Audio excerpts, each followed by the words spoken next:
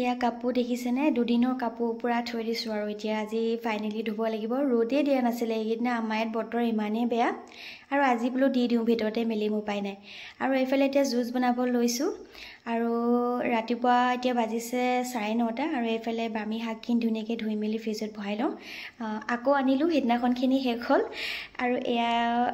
হালধি এইখিনি মই ধুনীয়াকৈ পিচিব লাগিব ইয়াতে 1 কেজিটো নহয় চাগে আধা কেজিমান হ'ব নেকি এইখিনি এতিয়া পিচি মেলি আৰু ৰসখিনি উলিয়াই থৈ দিছোঁ ৰাতিপুৱা মই নেমুৰ লগত আৰু আদা নৰসিংহ পাত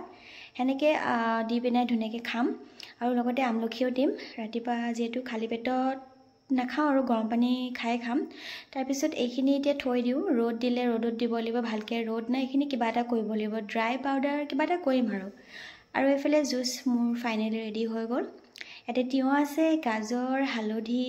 আমলখি নৰসিংহ পাত আদা তেনেকৈ দি পেলাই এতিয়া মই জুচ বনালোঁ মই সদায় বেলেগ বেলেগ ধৰণৰ জুচ খাওঁ একেটাকে জুচ নাখাওঁ মানে মোৰ বৰ লাগে আৰু এই ৰাতিপুৱা গৰম পানী খাই মই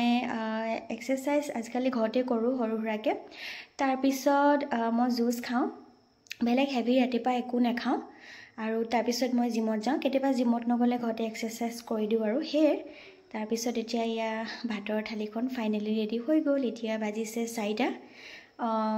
4টাতে ভাত খাব লৈছোঁ আৰু বতৰো বেয়া বহুত বৰষুণ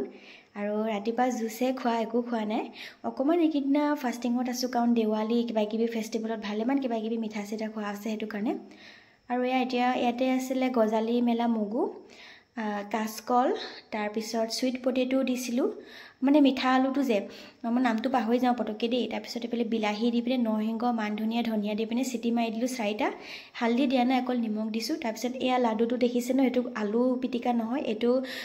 সেই মিঠা আলু পিটিকাই হয় মানে মিঠা আলু পিটিকা আৰু তাত খৰিচা দি ধুনীয়াকৈ বনাই দিছোঁ আৰু পাপৰ এনেকৈ লৈছোঁ আৰু তো সেয়া 4টা বজাত মই এতিয়া ভাতৰ থালিখন ৰেডি হৈ গ'ল এতিয়া খাই বৈ আজৰি হৈ লওঁ তেতিয়াহ'লে আপোনালোকে খালেনে বাৰু